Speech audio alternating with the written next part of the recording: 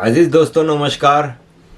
अजीज दोस्तों, सलमान मोमी का एक इराकी सिटीज़न था जिसने नॉर्वे में अजाइलम अप्लाई की। वहाँ से अजाइलम रिफ्यूज़ हो गई तो वो स्वीडन में चला गया।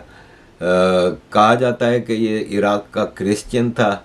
इसका अपना क्लेम था कि मैं एथेइस्ट हूँ, मैं किसी धर्म में मानता नहीं हूँ। इसको गोली मार के, ये टिकटॉक वीडियो बना रहा था तो इसको गोली मार के इसकी जान ले ली गई स्वीडन में, इसके घर में।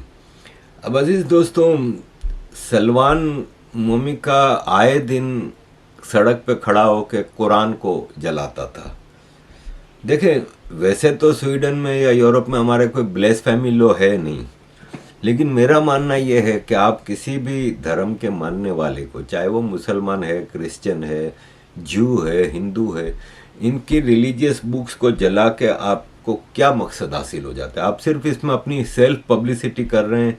आप कुछ एक्सट्रीम की जो सोच रखने वाले लोग हैं उनकी हमदर्दी या आपकी अजाइलम को पक्की कर रहे हैं या वोट एवर, लेकिन आप अपनी जान को भी खतरे में डाल रहे हैं। लेकिन आप ओवरऑल किसी कॉज की मदद नहीं करते। इस्लाम पे शायद मैं सबसे ज़्यादा तनकीद करता हूँ, क्रिटिसाइज करता हूँ। मैं ह्यूमिलिएट नहीं करता। जिस तरह कोई कुरान जला रहा है, कोई मस्जिदों की वो बेअदबी करे, वो चीज़ों से आप मकसद हासिल नहीं कर सकते। मैं लॉजिक के साथ स्टडी करके जो जो गलत चीज़ें हैं उनको क्रिटिसाइज करता हूँ, उनको लॉजिकली हैंडल करता हूँ। लेकिन ये इसका कसूर था, लेकिन ये कसूर इतना बड़ा नहीं था कि आप जान ले लें। देखें, इस दुनिया का हर देश एक बात पे बिलीव करता है कि जान लेने का हक आपको किसी आम आदमी को नहीं है। किसी भी सूरत सज़ा देने का काम स्टेट का है। मेरा या किसी आम आदमी का काम किसी भी आदमी की गलत कारी पे सज़ा देने का उसका काम नहीं है। वो खुद गुनहगार है। लेकिन सलमान को मार दिया गया, उस पर मुसलमानों ने तो बहुत खुशियां मनाई। सवाल यह है कि स्वीडन के मोस्ट ऑफ द पॉलिटिशियंस और गवर्नमेंट के लोगों ने इसको कंडेम भी नहीं किया। इनके मुल्क में एक जुर्म हुआ है। अगर सलमान कसूरवार था तो आप उसको कानून के तहत सज़ा देते, लेकिन आपके देश में, स्वीडन में, ब्लास्फेमी का कोई लॉ है नहीं। या आए दिन वहाँ पे कुरान जलाता था तो उसको फिर एक आदमी कोई भी जाके उसको कत्ल कर रहा है, तो ये एक बहुत बड़ा जुर्म है जो आपकी ज़मीन पे हुआ, लेकिन आप उसको कंडेम भी नहीं कर रहे हो। Salva Momika came to Europe to escape Islam. Yet Islam killed him here in Europe. We could probably have saved his life if Norway accepted his application for asylum, but we didn't want to. Instead, we import terrorists from Palestine. We fly the Taliban on a private jet to Norway to discuss women's rights. We invite the third world and then come up with action plans on how to protect their fascist murder ideology that they are trying to implement here. Sweden seems like a Sharia shithole to me. What kind of continent are we when you get beheaded for showing a cartoon? When you can't practice Christianity in church without having your throat slit? You can't go play in the park with your 2-year-old because you get stabbed to death by this murder cult. Islam is the religion of peace? It's a fucking desert macho fascist ideology. Death cult is what it is.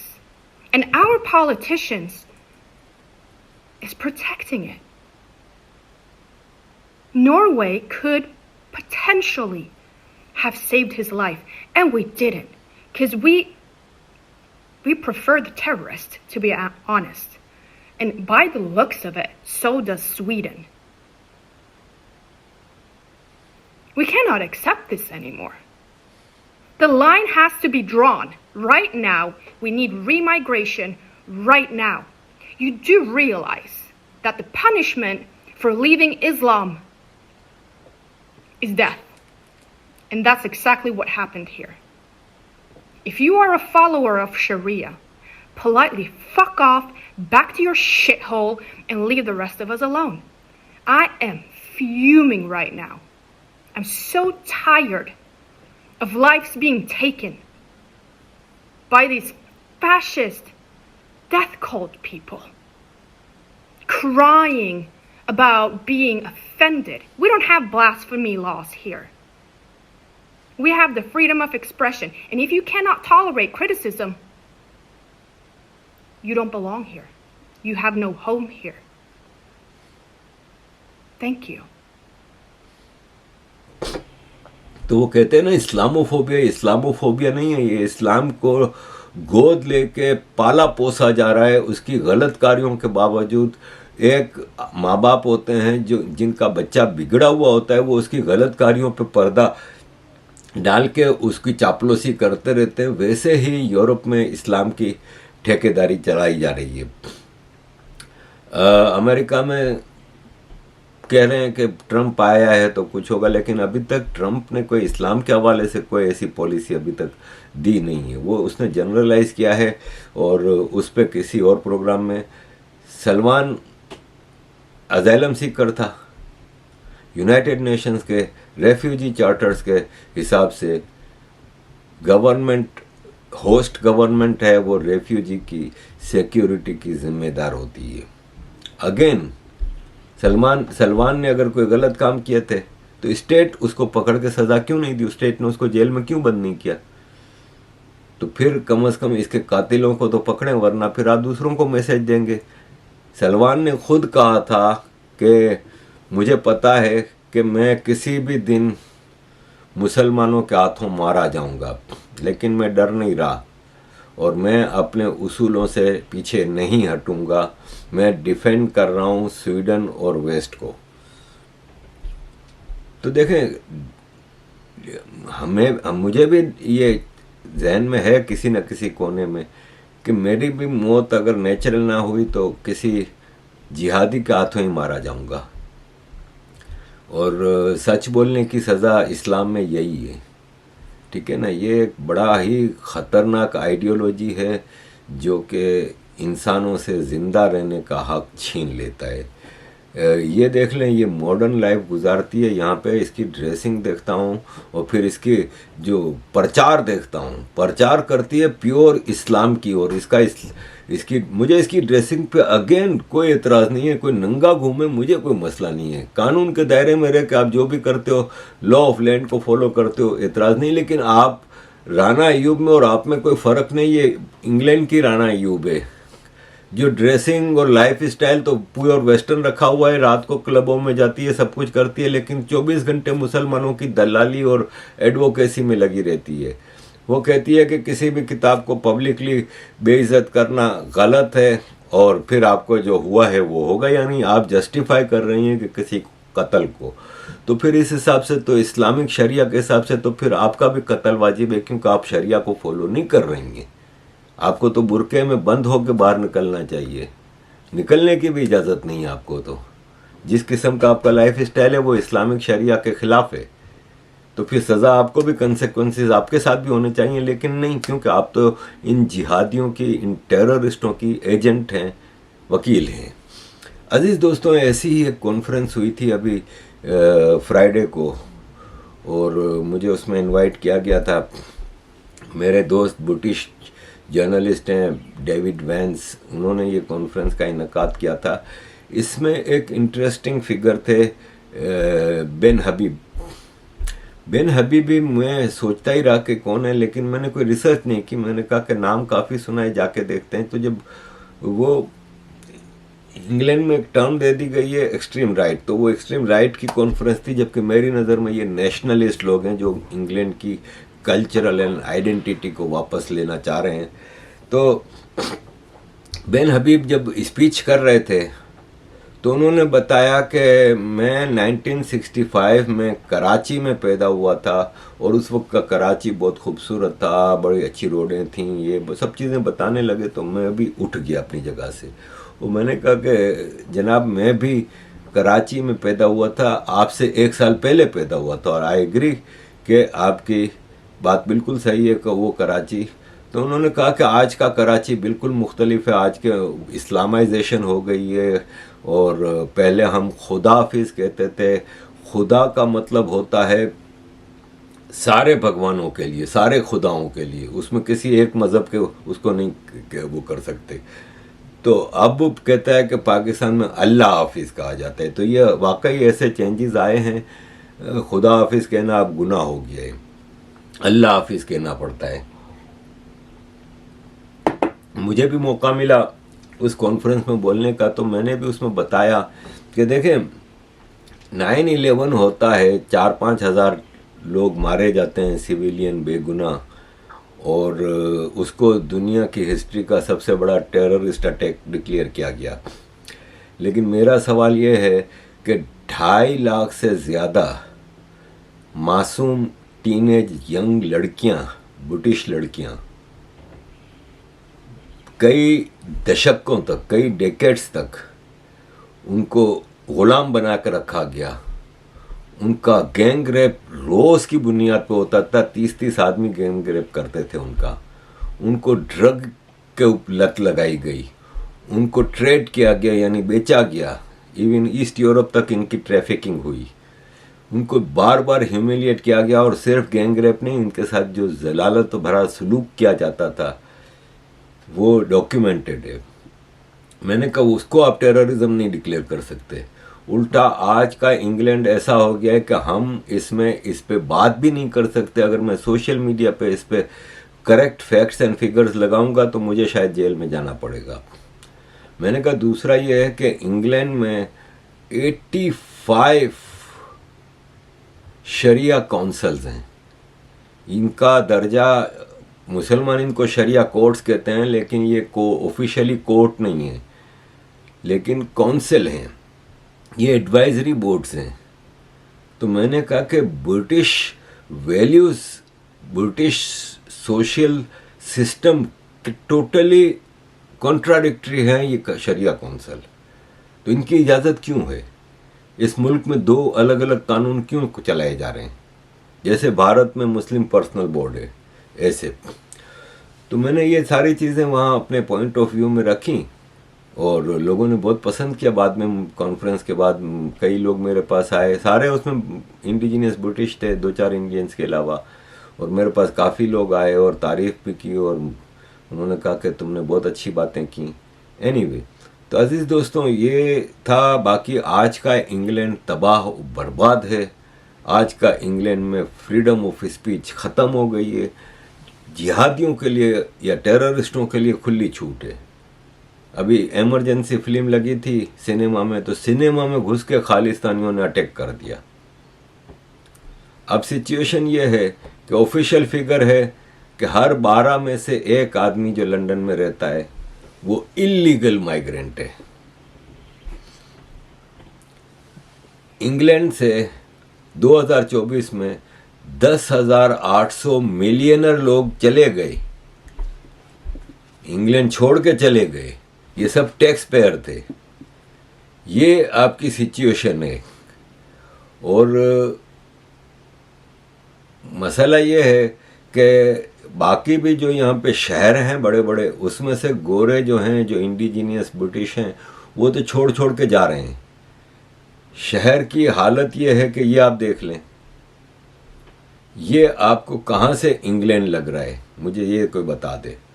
ये आपको कहीं से लग रहा है कि ये once London दुनिया का 500 साल से दुनिया का सबसे मशहूर शहर है, सबसे सेंटर ऑफ सिविलाइजेशन, एडवांसमेंट, ये वो, आज ये हाल है। यहाँ पे आप सड़कों पे जाएं तो कचरे के ढेर लगे हुए हैं। ये आप एक्सपेक्ट नहीं कर सकते एक मॉडर्न सिटी लाइक लंदन। जगह जगह मारधार हो रही है, लड़ाइयाँ हो रही हैं, और ये सारे आपको, मैं नाम नहीं ले रहा, आप इनकी शक्लों से देख लें कि ये आपको एक ही मज़हब के एक ही लोग मिलेंगे, जो मैंने अभी आपको जो वीडियोस दिखाई और जो ये वीडियो देख रहे हैं। इसके अलावा यहाँ पे आए दिन आपको कुछ ना कुछ जुर्म करता हुआ मिलेगा। ये देखें, ये 2 टीनेज लड़कों को ढूंढा जा रहा है। उन्होंने एक बच्चे को बस में मार दिया। अभी परसों की बात है कि एक all saint school of London है, उसमें एक लड़के ने 15 साल के दूसरे गोरे लड़के को छुरा मार दिया। वो मर गया बेचारा। लड़के की आइडेंटिटी, जो मार रहा है उसकी आइडेंटिटी बता नहीं रहे थे, लेकिन फिर आइडेंटिटी आ गई, उसका नाम उमर है। आप कोई ऐसा वाकया हो तो आपको ज़्यादा रिसर्च की ज़रूरत ही नहीं, आपको पहले से ही अंदाज़ा हो जाता है कि कौन करने वाला है। और उसमें प्रिंसिपल का रोल बड़ा घिनौना था कि 2 दिन पहले, इस हादसे से 2 दिन पहले, वो लड़का छुरी के साथ पकड़ा गया था, किसी और को धमकी देते हुए उसको फौरन बचा लिया गया था। उसी लड़के को बजाय इसके कि आप सस्पेंड करते, उसको कुछ करते, स्कूल भी आने दिया जा रहा है, सब कुछ है, वो 2 दिन बाद फिर छुरी लेके आ गया और मार दिए किसी को। ऐसे वाकयात आपको रोज़ मिलेंगे। यहाँ पे आजदा, यहाँ का मेन सुपरमार्केट है, वहाँ पे छुरा मार के 5 लोगों को जख्मी कर दिया। Attempted murder, Oldham hospital, nurse Rumun Haq को अदालत में पेश किया गया इस जुर्म में। रुमुनुल हक कौन है, अब आपको अच्छी तरह अंदाज़ा हो गया। तो अब इस पे क्या होता है कि जैसे अभी एक रेपिस्ट का केस आया, तो जज ने कहा ये बाइसेक्सुअल है, इसलिए इसको हम डिपोर्ट नहीं कर सकते। तो हमारे एक रूपोर्ट साहब हैं, रूपोर्ट लॉ, ये रिफॉर्म पार्टी के मेंबर ऑफ पार्लियामेंट हैं, इन्होंने कहा कि अगर आपका कानून फॉरेन रेपिस्ट को डिपोर्ट करने की इजाज़त नहीं देता तो कानून चेंज करें। I agree, totally agree. और ये है कि इसी तरह एक जज है माइकल स्टोक, इसने आदिल रशीद नामी एक मुसलमान को सस्पेंडेड सज़ा दी क्योंकि इसने 13 साल की लड़की का रेप किया था। तो इसको पता नहीं था कि 13 साल की लड़की का रेप इलीगल है, इसलिए इसको सज़ा दी, लेकिन सस्पेंडेड। यानी सस्पेंडेड सज़ा क्या होती है कि आपको 5 साल की सज़ा या 10 साल की सज़ा या 5 महीने की सज़ा दी है, लेकिन आपको वो सज़ा सर्व नहीं करनी। अगर आपने इस सज़ा के पीरियड के दौरान कोई जुर्म किया तो फिर आपको गिरफ्तार करके वो सज़ा दी जाएगी और नए जुर्म के लिए फिर सज़ा दी जाएगी। यानी आज़ाद घूम रहे हैं रेपिस्ट और कोई पूछने वाला नहीं है। हद है कि नहीं। रोथरहम चाइल्ड सेक्स ग्रूमिंग गैंग है, ये आपको पता है ना कि सबसे बड़ा जो ग्रूमिंग गैंग वो था, उनको अदालत में पेश किया था। तो अदालत में सबसे पहले आते ही इन सारे मुजरिमों ने अल्लाह अकबर का नारा लगाया। कोई एक मुसलमान जो कि जिहादियों की गलत कार्यों को डिफेंड करता है, उसने कंडेम किया कि तुम मुजरिमो, तुम अल्लाह अकबर का नारा क्यों लगाते हो। इसका मतलब you all are in the same boat. अजीज़ दोस्तों, ये इतनी सारी चीज़ें हमारी सुहेला ब्रेवरमैन जो कि ऋषि सुनक की गवर्नमेंट में शुरू में होम मिनिस्टर थी, लेकिन आउट स्पोकन होने की वजह से, सच बोलने की वजह से ऋषि सुनक ने इनको फारिग कर दिया था। सुहेला ब्रेवरमैन आजकल वापस बहुत ज़्यादा सच बोलने पे आ गई हैं। इन्होंने कहा कि 20 साल बाद हमारे मुल्क में ईरान स्टाइल की गवर्नमेंट होगी और जिस हिसाब से यहाँ पे इलीगल माइग्रेशन हो रही है, जिस हिसाब से यहाँ पे मुसलमानों की गलत कार्यों को सपोर्ट किया जा रहा है, तो मुझे लगता है कि शरिया लॉ ब्रिटिश लॉ को सुपरसीड कर जाएगा। और यह है कि मुझे नहीं लगता कि हम इसको सरवाइव कर सकेंगे अगर हमने कोई काम ना किया। तो मैंने भी वो डेविड वंस की कॉन्फ्रेंस में अपना स्टेटमेंट ख़त्म करते हुए एंड पे यही कहा था कि आज हम लंदन के मेयर को सर सादिक खान कहने पे मजबूर हैं। मुझे लगता है कि 5 साल बाद जब लेबर सरकार ख़त्म होगी तो हम प्राइम मिनिस्टर को आयतुल्ला केयर स्टारमर कह के बुलाएंगे। तो अजीज़ दोस्तों, लेबर पार्टी का तो इतना हाल ख़राब है कि ये आपके सामने में अगर एक एक की डिटेल पढ़ने जाऊंगा ना तो आधा पौना घंटा और लग जाएगा। तो ये सिचुएशन है सज़ा देने के लिए। और ये एंड्रयू मैकलाइंटर है, इसको सिर्फ 7.5 साल की सज़ा दी है क्योंकि इसने सोशल मीडिया पे केयर स्टारमर के बारे में कुछ सच्चाइयाँ लिख दी थी। ये सिचुएशन है। मुझे अक्सर लोग, मुसलमान लोग, हमारे जिहादी माइंडसेट के क्रिटिसाइज करते हैं कि अगर इतना ही बुरा है इंग्लैंड तो क्यों बैठे हो यहाँ पे, जिस थाली में खाते हो उसको छेदते हो, ये है वो है। तो मैं इस मुल्क के अंदर जो खराबियां हैं उसकी बात करता हूँ। मेरे पास जो अवेलेबल चॉइस है ना, क्योंकि मैं एक फ्रेंच सिटीज़न हूँ, मेरे पास काफ़ी फ्रीडम है, मैं दुनिया में कहीं जा सकता हूँ और यही काम मैं करता रहा हूँ। मैं बेल्जियम में रहा हूँ, हॉलैंड में रहा हूँ, जर्मनी में रहा हूँ, फ्रांस में रहा हूँ और सऊदी अरब, दुबई में इससे पहले रहा हूँ। आज भी मैं चाहूँ तो अमेरिका जाके रह सकता हूँ, कनाडा रह सकता हूँ, कहीं भी, लेकिन नहीं, अवेलेबल चॉइस में मेरे सर्कमस्टांसिस में मुझे लिए इंग्लैंड बेहतरीन है। लेकिन जहाँ मैं रह रहा हूँ, जहाँ मेरे बच्चों का मुस्तकबिल है, उसके अंदर गलत चीज़ों की निशानदही करना तो मेरा प्रोफेशन है। मैं ह्यूमन राइट्स एक्टिविस्ट हूँ, सोशल मीडिया एक्टिविस्ट हूँ, एक जर्नलिस्ट की तरह से काम करता हूँ। तो मैं इस मुल्क को सुधारने के लिए, यहाँ के जो मामलात हैं उसके लिए, वो मुझे यहाँ का कानून इजाज़त देता है कि जिसको मैं गलत समझता हूँ वो गलत कहूँ। तो ये है कि मैं इस मुल्क का, मुझे ब्रिटिश वैल्यूज़ से कोई मसला नहीं, मुझे ब्रिटिश कल्चर, सोसाइटी, वैल्यूज़ सब मुझे अच्छी लगती हैं, हमने इसको अडॉप्ट किया हुआ है। मुझे शरिया अच्छा नहीं लगता, इसलिए मैंने शरिया छोड़ा हुआ है। तो ये है कि मैं बिल्कुल यहीं रहूँगा जब तक ज़िंदा हूँ। मार दिया गया तो मार दिया गया। तो अज़ीज़ दोस्तों, काफ़ी मामलात हैं, आपकी सपोर्ट की सहायता रहती है। प्लीज़ कीप सपोर्टिंग, बहुत ज़रूरी है कि मैं सरवाइव कर लूँ। और मैं अपनी एक्टिविटीज़ को जिस हिसाब से बढ़ा रहा हूँ, तो मैं अपने पर्सनल ज़रूरियात को साइड पे रख के ये चीज़ें कर लेता हूँ और फिर बाद में बैठ कर रोता रहता हूँ। तो काइंडली जितना आप सपोर्ट कर सकते हैं ज़रूर सपोर्ट कीजिए ताकि मैं सरवाइव कर सकूं, वरना मेरी सर्वाइवल भी अब बहुत मुश्किल हो गई है। थैंक यू वेरी मच अजीज़ दोस्तों for all your support. Kindly keep supporting.